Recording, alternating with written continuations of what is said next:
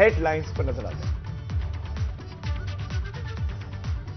तो सबसे पहले जिस खबर का हम रुख करने वाले हैं वो किसान आंदोलन से जुड़ी हुई है और उससे जुड़ी हुई अपडेट सबसे पहले आपको दे देते हैं, उसके बाद हम आगे बढ़ेंगे।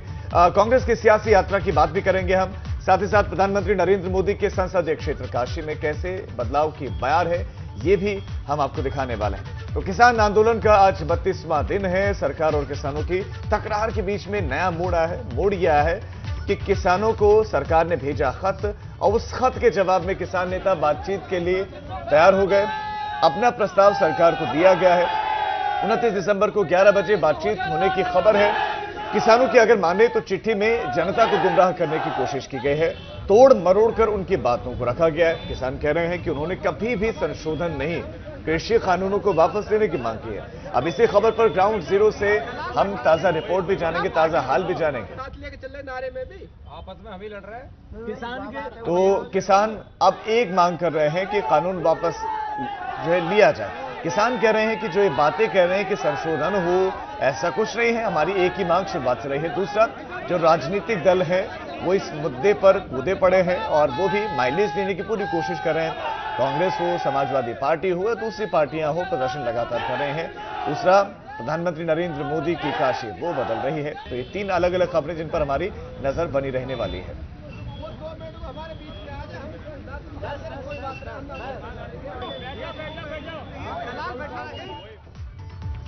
वहीं दूसरी तरफ किसान आंदोलन का आज 32वां दिन है। सरकार और किसानों की तकरार के बीच अब एक नया मोड़ आ गया है। किसानों को भेजे सरकार के खत के जवाब में किसान नेता बातचीत के लिए तैयार हो गए हैं। अपना प्रस्ताव सरकार को दे दिया है। 29 दिसंबर को 11 बजे बातचीत की खबर है। किसानों की माने तो चिट्ठी में जनता को गुमराह करने की कोशिश की गई है, तोड़ मरोड़ कर उनकी बातों को रखा गया है। किसान ये भी कह रहे हैं कि उन्होंने कभी संशोधन की बात ही नहीं की, कृषि कानूनों को वापस लेने की मांग की है। और इस खबर पर ग्राउंड जीरो से जानते हैं ताजा रिपोर्ट। क्या है ताजा हलचल वो भी हम आपको बताएंगे। तो किसान आंदोलन का 32वां दिन आज। किसानों की यह मांगे, कृषि कानून रद्द हो, रद्द करने की प्रक्रिया बताए सरकार। और किसानों का फ्यूचर प्लान क्या है? सरकार के साथ सशर्त बातचीत होगी। एमएसपी पर कानूनी गारंटी की मांग किसान कर रहे हैं। आज और कल धरना स्थलों पर शहादत दिवस मनाया जाएगा। पराली कानून किसानों पर लागू ना हो, यह कहना है किसानों का। 30 दिसंबर को दिल्ली में ट्रैक्टर मार्च निकालने की तैयारी कर रहे हैं किसान। और इस पर अपडेट के लिए हमारे साथ दो संवाददाता जुड़ चुके हैं। अविनाश हैं दिल्ली से और साथ ही शक्ति सिंह हैं यूपी से। सबसे पहले रुक अविनाश का करते हैं। अविनाश, कहा जा रहा है कि 29 दिसंबर को बातचीत होगी सुबह 11 बजे किसान प्रतिनिधियों और सरकार के बीच में, लेकिन ये जो मांग है कि कानून ही रद्द हो जाए, पराली कानून हम पर ना थोपा जाए, ये बहुत सारी ऐसी बातें हैं। अब किस तरह इससे मतलब उम्मीद रखी जानी चाहिए? ये तो वो मांगे हुई जिनको सरकार ने प्रायोरिटी पर लागू किया था कि ये देश के हित में है, ये लोगों के हित में है, किसानों के हित में है। तो इस पर जो किसानों का रुख है उससे आपको लगता है कि अगली बातचीत में कोई सकारात्मक रवैया अपनाएंगे किसान या थोड़ा पीछे हटेंगे किसान? देखिए, आज तक अगर बात करें तो किसान नेताओं ने प्रमुख तौर से 4 मांगे मानी है। 4 मांगों में जो सरकार से मांगी गई है उसमें सबसे प्रमुख है कि ये तीनों कानून वापस लिया जाए। इसके अलावा एमएसपी सुनिश्चित की जाए और जो पराली कानून यानी कि जो दिल्ली एनसीआर से जुड़े हुए तमाम सारे राज्य हैं, यहाँ पे जब पराली जलाई जाती है तो किसानों के ऊपर दंड किया जाता है, उससे किसानों को बाहर किया जाए। इसके अलावा विद्युत नियामक पे छूट दी जाए, यानी कि जो किसानों को ट्यूबवेल वगैरह हैं या जिससे किसान सिंचाई वगैरह करते हैं वहां पे किसानों को छूट दी जाए। तो ये 4 प्रमुख मांग किसान पहले से करते आ रहे हैं और इन्हीं 4 प्रमुख मांगों पर अगर बात करें तो 6 दौर की बातचीत हुई है सरकार से, लेकिन बातचीत बन नहीं पाई है। ऐसे में 7वें दौर की बातचीत के लिए किसान नेता तैयार तो हो गए हैं। 29 दिसंबर को 11 बजे का वक्त उन्होंने सरकार को दिया है। कल सरकार की मंत्रिपरिषद की बैठक भी इसी मुद्दे पर होगी कि जो किसानों की 4 मांग आई है इसको किस तरीके से आगे किसानों को लेकर बातचीत की जाए। ये प्रमुख मांग किसान पहले से ही कर रहे हैं, पहली बैठक से कर रहे हैं और इन्हीं मांगों की वजह से ही बातचीत नहीं बन पा रही है। लिहाजा किसानों ने अपनी तरफ से एक बार फिर उन्हीं मांगों के साथ बातचीत के लिए कहा है। बिल्कुल अविनाश, लेकिन कम से कम अब सरकार को एक उम्मीद की किरण जरूर दिख रही होगी, कम से कम बातचीत के लोग आ रहे हैं। लेकिन एक बार रुक कर लेते हैं शक्ति का, जो इस वक्त गाजियाबाद में है और उनके साथ किसान भी मौजूद हैं। मैं चाहता हूं शक्ति आप सीधा किसानों से बात करें और उनसे पूछें, जाने कि जब अब बातचीत करने के लिए जाएंगे तो मन में क्या क्या लेकर जाएंगे, वो सशर्त जो है वो शर्तें क्या क्या होंगी, क्या क्या बातें टेबल पर रखेंगे किसान? जी बिल्कुल, आइए ज़्यादा बात करने के लिए हम किसानों से ही बात करते हैं। ये बताइए कि 29 तारीख का दिन मुकर्रर किया है आपके नेताओं ने, जब बातचीत करने के लिए जाएंगे तो दिल में क्या क्या बात होंगी?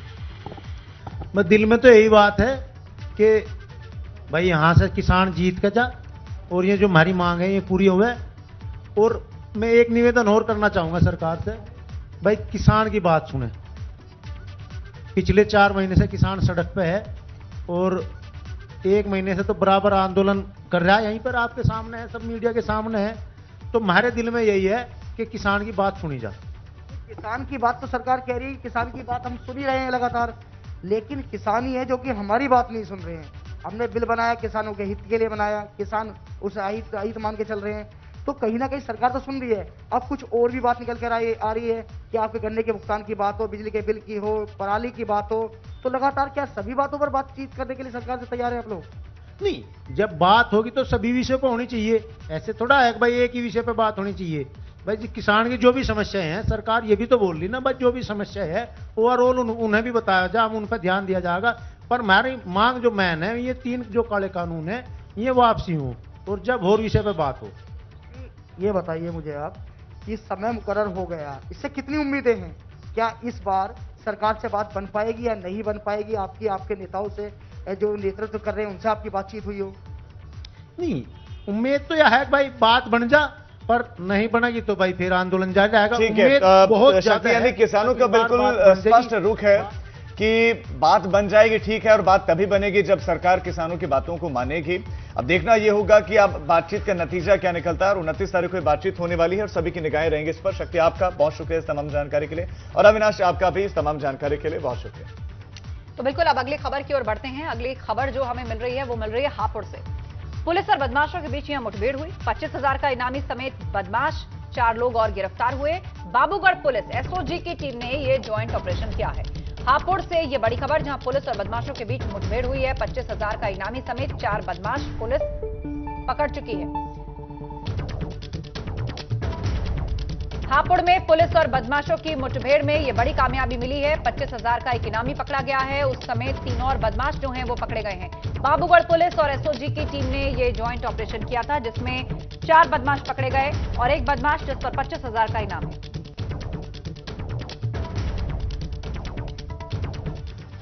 कांग्रेस की गाय बचाओ किसान बचाओ यात्रा का दूसरा दिन है आज, और आज भी पार्टी के कार्यकर्ता अलग अलग जिलों में जाने वाले हैं जहां पर निकाली जाएगी यात्रा। तो गाय बचाओ किसान बचाओ यात्रा कांग्रेस की ये दूसरे दिन भी जारी रहने वाली है, और दूसरे दिन भी अलग अलग जिलों में कांग्रेसी कार्यकर्ता ये यात्रा निकालने वाले हैं। कल कांग्रेस प्रदेश अध्यक्ष अजय कुमार लल्लू समेत कई कार्यकर्ताओं को हिरासत में लिया गया था। 28 दिसंबर को कांग्रेस का 136वां स्थापना दिवस है, और स्थापना दिवस पर तिरंगा यात्रा का आयोजन कांग्रेस करने वाले हैं, और किसानों के समर्थन में तिरंगा यात्रा कांग्रेस निकालेगी। सभी सांसद सभी विधायक यात्रा में शिरकत करेंगे, शामिल होंगे, इस तरह के स्पष्ट निर्देश हैं सभी विधायकों को, सांसदों को।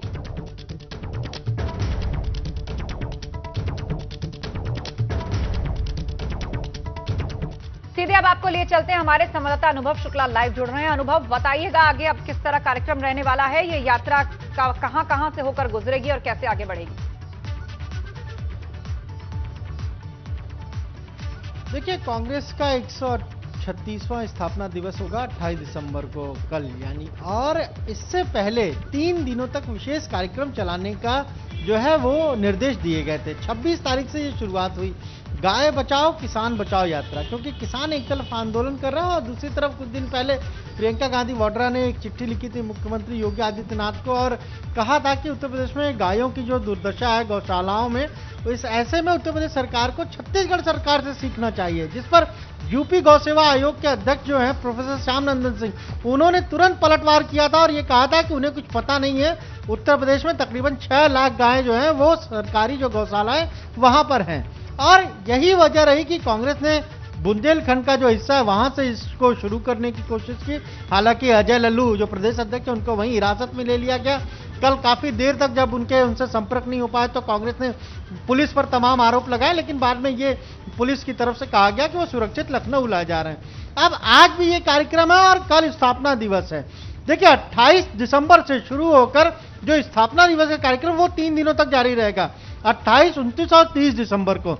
और ऐसे में जितने भी विधायक हैं, पार्टी के जो भी सांसद हैं, वो सभी लोग, इसके अलावा जो बड़े पदाधिकारी हैं, पूर्व सांसद, पूर्व विधायक, उन सभी लोगों को कहा गया है कि तिरंगा यात्रा निकालनी है।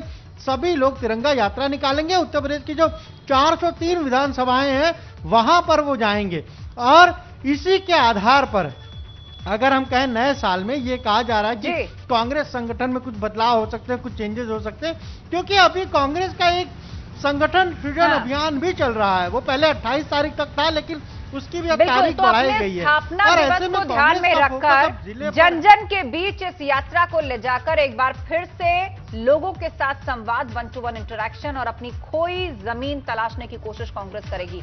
आप बने रहिए अनुभव, आगे भी खबर पर हम आपसे चर्चा करेंगे। जी, आज तक कांग्रेस अब गाय भी बचाने के लिए और किसानों को भी बचाना है कांग्रेस को, और इसीलिए वो सड़कों पर है। आगे बढ़ रहे हैं, अब रुक करेंगे साहिबजादा दिवस की अब बात करेंगे। मुख्यमंत्री आवास पर आज होने वाला है कार्यक्रम। साहिबजादा दिवस पर सीएम आवास में कार्यक्रम होगा, लखनऊ में कार्यक्रम होगा, सीएम आवास पर कार्यक्रम होगा, जहां शबद कीर्तन होगा सीएम आवास पर। शब्द कीर्तन सीएम आवास पर होगा और मुख्यमंत्री समेत कई मंत्री इसमें शामिल होंगे।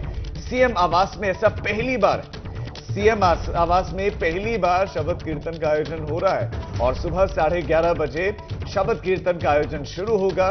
और ऐसा ये सीएम आवास में पहली बार हो रहा है। प्रदर्शन चल रहा है देश में और अनुभव हमारे संवाददाता लगातार हमारे साथ बने हुए हैं। अनुभव, अपने आप में पहली बार तो किस तरीके से इस कार्यक्रम को देखा जा रहा है, शबद कीर्तन को देखा जा रहा है, इसके सियासी मायने भी दर्शकों को बताएं और कार्यक्रम के बारे में भी दर्शकों को जानकारी दें।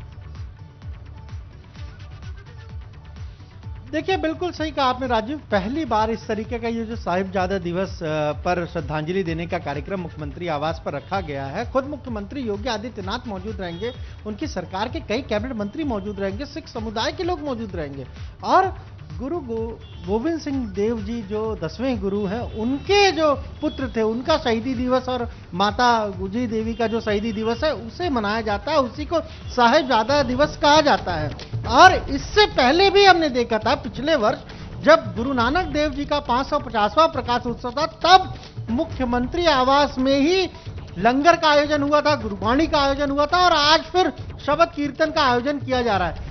एक बात तो बिल्कुल साफ है कि सरकार एक तरीके से मैसेज भी देना चाहती है कि उसको केवल अयोध्या की फिक्र नहीं है, केवल दीपावली नहीं मनाती है, केवल देव दीपावली नहीं मनाती, केवल वाराणसी नहीं जाते सरकार के लोग, बल्कि मुख्यमंत्री आवास में जो सिख समुदाय का कार्यक्रम है या फिर हम कहें दूसरे जो धर्मों का कार्यक्रम है, उसमें भी सरकार उसे मनाती है और बड़े ढंग से मनाती है।